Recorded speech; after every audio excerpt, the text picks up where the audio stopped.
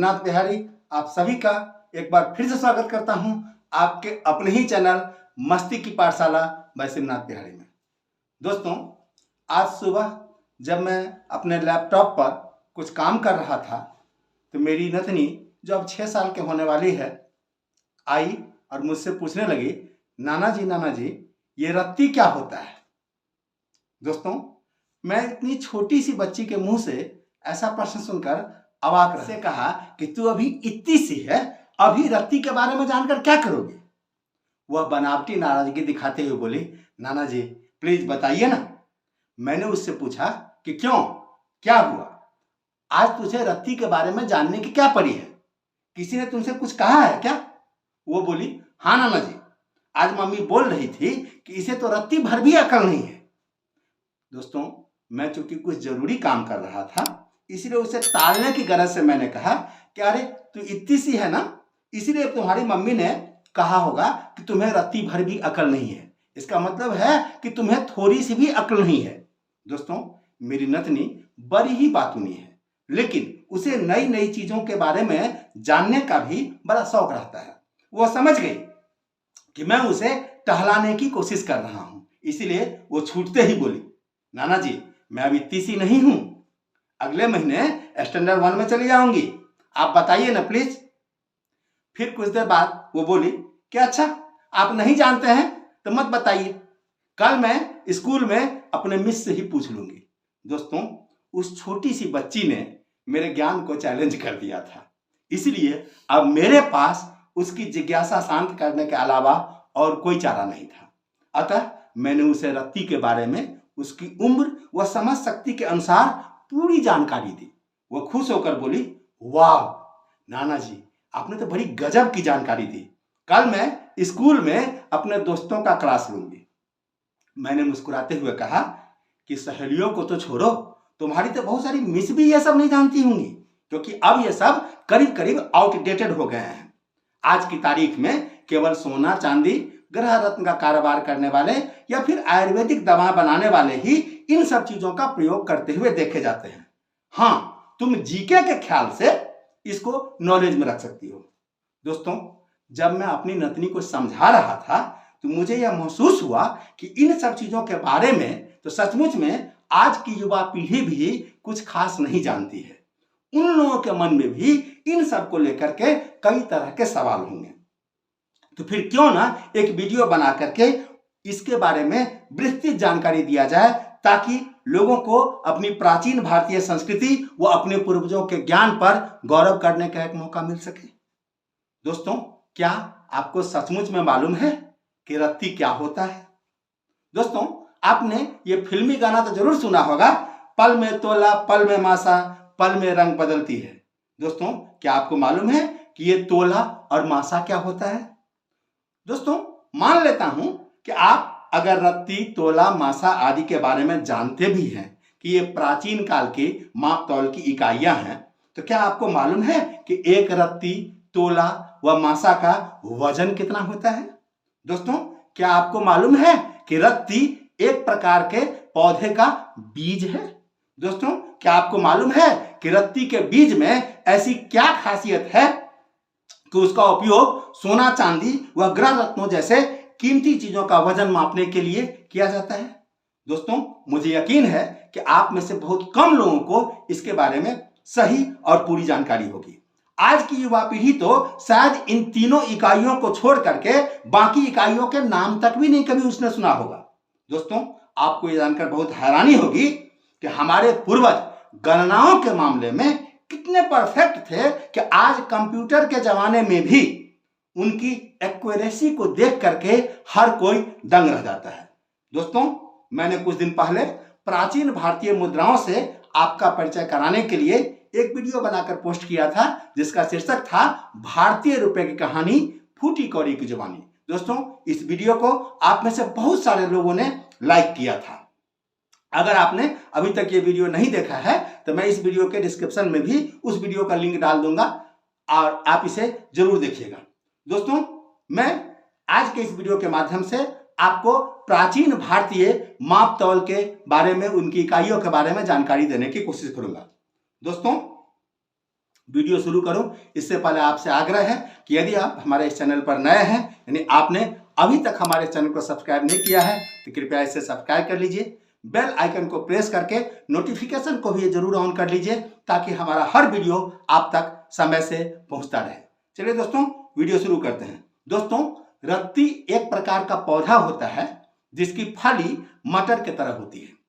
ये जनरली पहाड़ी इलाकों में अधिक पाया जाता है, लेकिन यदा कदा मैदानी इलाके में भी दिख जाता है। इसका अंग्रेजी नाम रोजेरी पी है और इसका वैज्ञानिक नाम जो है वो एब्रस ट्रैक्टोरियस है। इसे हिंदी में गुंजा, कृष्णा, रक्तकाक चिंची, चौटली, घुगुंची आदि कई नामों से जाना जाता है। अलग अलग क्षेत्र व अलग अलग भाषाओं में भी इसके और भी अलग अलग नाम हैं। दोस्तों, रत्ती मुख्यतः 3 प्रकार की होती है, लेकिन जो सबसे ज्यादा मात्रा में हर जगह पाई जाती है वो लाल रत्ती कहलाती है, क्योंकि इसका जो बीज होता है उसका करीब 75 to 80% जो हिस्सा होता है वो लाल होता है और ऊपर का हिस्सा काला होता है, इसीलिए इसे लाल रत्ती कहा जाता है। दोस्तों, हमारे मिथिलांचल में इसे करजन्नी कहा जाता है और हमारे यहाँ बच्चे छोटी छोटी मूर्तियों का आंख बनाने में इसका इस्तेमाल करते हैं। कुछ बच्चियां इसका माला बना करके भी पहना करती हैं। दोस्तों, इसका औषधीय उपयोग भी है, लेकिन आज के वीडियो में मैं इसके बारे में बात नहीं करूंगा। जैसा कि मैंने आपसे शुरुआत में कहा है कि मैं रत्ती के बहाने आपको प्राचीन भारतीय मापतौल की इकाई से परिचय कराने जा रहा हूं, इसीलिए आज हम केवल मापतौल के बारे में बात करेंगे। दोस्तों, रत्ती की विशेषता होती है कि इसकी फली चाहे कितनी ही पुरानी हो, इसका बीज चाहे कितना भी पुराना हो जाए, हर बीज आकार और वजन इन दोनों में हमेशा एक समान रहता है। और दोस्तों, इस वजन में बरसों बरसों तक भी कोई फर्क नहीं पड़ता है। दोस्तों, ईश्वर का बनाया हुआ ये जो चीज है वो कितनी अद्भुत है कि मानव का बनाया हुआ वो कंप्यूटराइज तराजू के वजन में थोड़ा बहुत इधर उधर हो सकता है, लेकिन इसके वजन में जरा सा भी अंतर नहीं होता। और इसीलिए दोस्तों, चूंकि इसके वजन में कभी अंतर नहीं आता, इसका वजन खुद भी बहुत कम होता है, इस वजह से प्राचीन समय से ही हमारे पूर्वज सोना, चांदी, ग्रह रत्न जैसी कीमती चीजों का वजन करने के लिए इसका इस्तेमाल करते थे। 4 धान 8 चावल के बराबर होता है और यह 8 चावल जो है वो 1 रत्ती के बराबर होता है। और जब हमने रत्ती की बात कर ही ली, तो आइए हम उस समय जो प्रचलित इकाइयां थी उनके बारे में भी थोड़ा सा जान लें। दोस्तों, उस समय की जो सबसे प्रचलित इकाई थी, शुरुआत होती थी खसखस से। और दोस्तों, आप हैरान रह जाएंगे हमारे पूर्वजों के ज्ञान पर। एक खसखस जो है वो 0.001 8984 05566 40 625 ग्राम के बराबर होता है। माफ कीजिएगा दोस्तों, चूंकि दशमलव के बाद मैं ये बोल रहा हूं तो मुझे अंक बोलना चाहिए था, लेकिन मैंने संख्या करके बोली। इकाई है ये खसखस, आप इसी से अंदाजा लगाइएगा। 8 खसखस जो है वो 10 चावल के बराबर होता है, जिसका वजन जो है 24.414 मिलीग्राम के बराबर होता है। दोस्तों, 2 चावल 1 धान के बराबर होता है और 6 रत्ती जो है वो 1 आना के बराबर होता है।